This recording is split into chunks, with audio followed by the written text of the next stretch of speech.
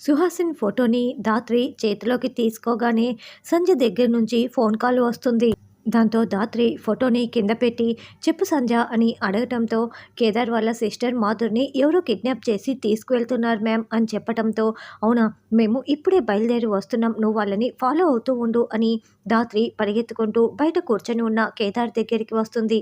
ఏంటి ధాత్రి, శ్రీవల్లితో మాట్లాడావా, ఎందుకు టెన్షన్ పడుతున్నావు అని కేదార్ అడగటంతో మధుని ఎవరో కిడ్నాప్ చేసి తీసుకువెళ్తున్నారంట, సంజయ్ ఫోన్ చేసి చెప్పింది అని చెప్పటంతో అయితే పదదాత్రి అసలు ఎవరికి అంత అవసరం ఉంటుంది, వెళ్ళి కాపాడదాం అని ఇద్దరు రివాల్వర్లు పట్టుకొని కారులో బయలుదేరి వస్తూ ఉంటారు.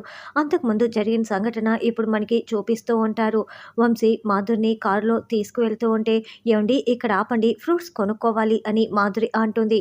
నేను తీసుకువస్తాను కదా, నువ్వెందుకు ఇక్కడ కార్ని ఆపమని చెప్తున్నావు అని వంశీ అంటే, చూడండి మీకు చెప్తే మీరు ఇంటికి మర్చిపోయి వస్తారు, నేను అసలే ప్రెగ్నెంట్గా ఉన్నాను, డాక్టర్ నన్ను ఫ్రూట్స్ బాగా ఎక్కువగా తినమని చెప్పారు, మీరేమీ నా కోసం వెయిట్ చేయను అవసరం లేదు, మీరు వెళ్ళిపోండి, బిజీ పని ఉందని చెప్తున్నారు కదా, నేను ఫ్రూట్స్ కొనుక్కొని నేను ఇంటికి వెళ్ళిపోతాను అని మాధురి చెప్పడంతో అలాగేనని వంశీ వదిలేసి కారులో వెళ్ళిపోయి ఉంటాడు. ఏంట్రా రోడ్ అంతా కూడా కలర్ఫుల్గా లేనే లేదు అని అప్పుడే విక్కీ రౌడీలతో మాట్లాడుతూ ఉంటే మాధురి వెళ్తూ ఉంటుంది.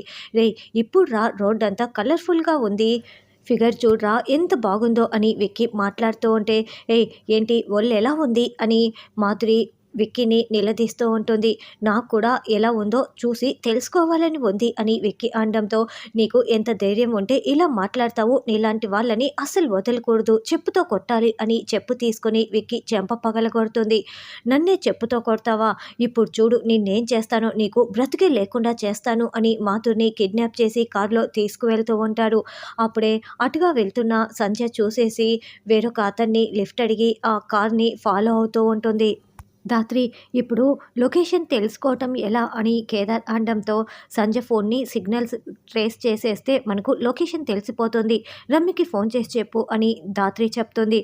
అలా సంజయ్ ఫోన్ని ట్రేస్ చేస్తూ లొకేషన్ని చెప్తూ ఉంటే ధాత్రి కేదార్ అటువైపుగానే వెళ్తూ ఉంటారు. అప్పుడే వెనకాల ఫాలో అవుతున్న సంజయ్ని రౌడీలు గమనించేస్తారు. అన్న ఎవరో ఫాలో అవుతున్నారన్నా అని రౌడీ చెప్పడంతో రానివరా, అది కూడా ఆడదే కదా, ఈరోజు ఇద్దరు మనకు దొరికిపోయారు, పులిని వెతుక్కుంటూ మేకపిల్ల వస్తున్నట్లు ఉంది, ఇద్దరితో పండగ చేసుకుందాం అని విక్కీ అంటాడు. ఏ వదలండ్రా అని మాధురి అరుస్తూ ఉంటే ఇక నోరు మూసి తీసుకువెళ్తూ ఉంటారు. ఒక గెస్ట్ హౌస్ లోపలికి విక్కీ మాధురిని తీసుకువెళ్తూ ఉంటే ఇది హోమ్ మినిస్టర్ గెస్ట్ హౌస్లో ఉందే, వెంటనే జేడీ మ్యామ్కి ఫోన్ చేసి చెప్పాలి అని ఫోన్ చేస్తూ ఉంటుంది. అయితే ఈ లోపలే ఒక రౌడీ వచ్చి సంజయ్ చేతిలో ఉన్న ఫోనుని లాక్కు వెళ్ళిపోతాడు. నేను ఫాలో చేస్తున్నట్లు వీళ్ళకి తెలిసిపోయినట్లు ఉంది, వీడు కూడా వాడి మనిషే అయి ఉంటాడు, ఎలాగైనా సరే నా సిగ్నల్స్ని ట్రేస్ చేస్తూ కేడీ మ్యామ్ వచ్చేస్తారు, ఈ లోపల మాధురికి ఏదైనా అయితే వాళ్ళు ప్రాణాలు తీసేస్తే కాబట్టి నేను వెళ్ళి కాపాడాలి ఈ లోపల అని సంధ్య అనుకుంటూ లోపలికి వస్తూ ఉంటుంది. మ్యామ్ సిగ్నల్స్ కట్ అయిపోయాయి, కరెక్ట్గా అక్కడికి దగ్గరలో హోమ్ మినిస్టర్ గెస్ట్ హౌస్ ఉంది అని రమ్య చెప్తుంది. సంధ్య ఫోన్ స్విచ్ ఆఫ్ అయిపోయింది మ్యామ్ అని చెప్పటంతో గెస్ట్ హౌస్ అంటే ఇదంతా విక్కీ చేస్తున్నాడా అని ధాత్రి ఆలోచిస్తూ ఉంటుంది. ఏంటే అని విక్కీ మాధురితో అసభ్యంగా మాట్లాడుతూ ఉంటే రే నీ పని ఇలా కాదురా, నువ్వు అంతకంతా అనుభవిస్తావు అని మాధురి చెప్తూ ఉంటుంది. కాసేపు ఆగవే, నిన్ను వెతుక్కుంటూ ఇంకొక మేక కూడా వస్తుంది, మీ ఇద్దరి సంగతి చెప్తాను అని మాధురి చేతులు కట్టేసి నోటికి ప్లాస్టర్ వేసేస్తారు. అప్పుడే సంధ్య రివాల్వర్ పట్టుకొని డోర్ దగ్గర వింటూ ఉంటే వాళ్ళు డోర్ని ఓపెన్ చేసేస్తారు. దాంతో సంధ్య లోపలికి పడిపోతుంది. రే దాన్ని లోపలికి లాక్కు వచ్చి గడి పెట్టేయండ్రా అని విక్కీ అంటాడు. రే విక్కీ నువ్వా ఇదంతా చేస్తుంది, చివరికి ఒక అమ్మాయిని కిడ్నాప్ చేసి తీసుకువచ్చావా, మా మ్యామ్ నిన్ను అసలు వదిలిపెట్టదు అని సంధ్య వార్నింగ్ ఇస్తూ ఉంటే ఓ నువ్వు జేడీ టీమా అని విక్కీ అంటే అవునరా, మా మ్యామ్ నిన్ను అస్సలు వదిలిపెట్టదు అని సంధ్య వార్నింగ్ ఇస్తూ రివాల్వర్ని చూపిస్తూ ఉంటుంది. ఏంటే జేడీని చూసుకొని విర్రవీగుతున్నావు, అసలు ఆ జేడీ కూడా నన్నేమీ చేయలేదు అని విక్కీ అంటే రే అంటూ సంధ్య విక్కీ చెంప పగలగొట్టి రే మా మ్యామ్ వచ్చే వరకు నువ్వు ఆగేలా లేవు, నేనే నిన్ను చంపి పడేస్తాను అని రివాల్వర్ని గురిపెట్టి ఉంటుంది. అయితే ఈ లోపలే రౌడీలు కర్ర తీసుకొని సంధ్య తల పగలగొట్టడంతో ఒక్కసారిగా కుప్పకూలిపోతూ ఉంటుంది. అప్పుడు వెంటనే విక్కీ సంధ్య చుట్టు పట్టుకొని ఈరోజు మీ ఇద్దరిని నేను టార్చర్ పెడతానే, మిమ్మల్ని ఎలా టార్చర్ పెట్టాలి అని ఆలోచిస్తూ సంజయ్ జుట్టు పట్టుకొని టేబుల్కేసి తలని ఒక 4-5 సార్లు బాదుతూ ఉంటాడు. దాంతో సంధ్య రక్తపు మడుగులో పడిపోయి ఉంటుంది. ఇప్పుడు చూడు, మళ్ళీ నేను టార్చర్ మొదలు పెట్టాలి. ఫస్ట్ దీన్నా దాన్నా ఉండు, హెడ్ అండ్ టైల్ వేస్తాను, హెడ్ వేస్తే అది, టెయిల్ పడితే ఇది అని కాయిన్ని పైకి ఎగరవేసి, రే టెయిలే పడిందిరా, మళ్ళీ దీన్నే టార్చర్ పెట్టాలి అని సంజయ్ని టార్చర్ పెడుతూ ఉంటాడు.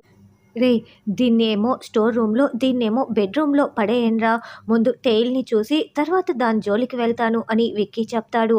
మ్యామ్ మీరు గెస్ట్ హౌస్కి దగ్గరలోనే ఉన్నారు, వెళ్ళండి మ్యామ్ అని రమ్య ఇన్స్ట్రక్షన్స్ ఇస్తూ ఉంటుంది. మాధుర్తో పాటు సంజయ్ కూడా ప్రమాదంలో ఉన్నట్లు ఉంది, కేడి త్వరగా వెళ్ళాలి అని జేడి తొందర పెడుతూ ఉంటుంది.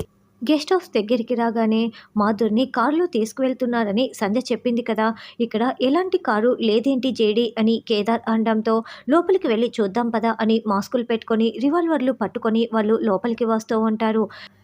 అప్పుడే విక్కీ గదిలో ఉన్న సంజయ్తో, ఏయ్ నువ్వు నన్ను చెంపదెబ్బ కొట్టావు, అది నన్ను చెప్పుతో కొట్టింది, ఈరోజు మీ ఇద్దరిని పాడు చేసే వరకు నేను అస్సలు వదిలిపెట్టనే అని బెడ్ పైకి తోసి పడేస్తూ ఉంటారు.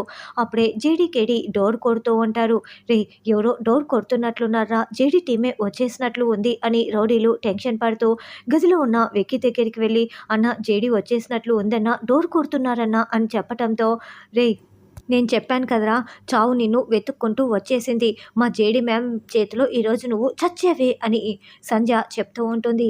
రే దాన్ని కనపడనివ్వకుండా బెడ్ కింద దుప్పటి కప్పి దాచిపెట్టేయండి, ముందు ఏమీ తెలియనట్లు అందరూ హాల్లోకి వచ్చేయండి అని విక్కీ ఇన్స్ట్రక్షన్స్ ఇస్తాడు. ఎంతసేపటికి డోర్ తీయకపోవటంతో జేడి కేడి ఇద్దరు డోర్ని బద్దలు కొడతారు. అప్పుడే రౌడీలు అక్కడ ఉండటంతో ఇద్దరు కూడా కాలుతో రౌడీలని చితక్కొట్టేస్తారు. ఏంటి మా వాళ్ళని అలా కొడుతున్నారు అని విక్కీ నిలదీస్తూ ఉంటే, అంటే కాళ్ళకి దోమలు కొడుతుంటే మేము కాలు విదిలించాము, అది కాస్త వాళ్లకు తగిలింది అని జేడి చెప్తుంది. అయినా ఎందుకు మీరు ఇలా లోపలికి వచ్చారు అని రౌడీలు ప్రశ్నిస్తూ ఉంటే, నేను గుర్రమాట ఆడాలి అని విక్కీ మళ్ళీ పిచ్చివాళ్లాగా నటిస్తూ ఉంటాడు. మీరు డోరు తీయటం ఎందుకు లేట్ అయిందో చెప్తే మేము సరైన సమాధానం చెప్తాము ఎందుకు వచ్చామో అని కేదార్ చెప్తాడు. అదే మేడం, మా సారు గుర్రమాట ఆడుతూ ఉంటే ఆ ఆటలో పడి డోర్ తీయటం లేట్ అయింది అని రౌడీలు కవర్ చేస్తూ ఉంటారు. మీరు ఇక్కడి నుంచి వెళ్ళిపోండి, లేదంటే నేను మా అమ్మకి ఫోన్ చేస్తాను, నేను గుర్రమాట ఆడుకోవాలి అని పిచ్చి వాళ్ళ నటిస్తూ చిందులు వేస్తూ ఉంటారు. ఒక అమ్మాయిని కిడ్నాప్ చేసి ఇక్కడికే తీసుకువచ్చారని మాకు ఇన్ఫర్మేషన్ వచ్చింది, మేము మొత్తం వెతకాలి అని జేడీకేడి చెప్పడంతో, మీరు వెళ్తారా లేదా, లేకుంటే నేను మా అమ్మకి ఫోన్ చేస్తాను, నేను ఏడుస్తాను, వెళ్ళండి వెళ్ళండి అని ఏడుస్తూ నటిస్తూ ఉంటాడు. వెంటనే జేడీ విక్కీ చెంప పగలగొడుతుంది. నన్నే కొడతావా, నేను మా అమ్మకి ఫోన్ చేసి చెప్తాను అని విక్కీ చెప్తుంటే, రే నీకిప్పుడు ఇచ్చింది సరిపోలేదా అని కేదార్ కూడా వాడి కాలర్ పట్టుకొని ఒక చెంపదెబ్బ వేస్తాడు. వాడు కింద పడిపోతూ, నేను మా అమ్మకి చెప్తాను అని చెప్తుంటే, చూడు నువ్వు గుర్రమాట ఆడుకోవటానికి ఇంత దూరంలో ఉన్న గెస్ట్ హౌస్కి రావాల్సి వచ్చిందా, నీ ఆటలన్నీ నా దగ్గర కాదు, నిన్ను చీరేస్తా జాగ్రత్త, మేము వెళ్ళి వెతకాలి అని బతకేడి అని జేడీ చెప్తుంది. అలా వాళ్ళు ఇండ్లు మొత్తం వెతుకుతూ ఉంటారు. రే ఏదో ఒకటి చేయండిరా, నేను ఈ లోపల అమ్మకి ఫోన్ చేస్తాను అని కాల్ ట్రై చేస్తూ ఉంటారు. అబ్బా ఎవరితో మాట్లాడుతున్నావమ్మా, బిజీ అని వస్తోంది అని మాటి మాటికి ట్రై చేస్తూ ఉంటారు. ఒకవైపు కేదార్, ఇంకోవైపు జేడి వెతుకుతూ ఉంటారు. సంజయ్ని బెడ్ కింద స్పృహ లేకుండా పడేసి ఉన్న గదికే వచ్చి జేడి సంజయ్ని చూడకుండా ఆ గది మొత్తం వెతుకుతూ ఉంటుంది.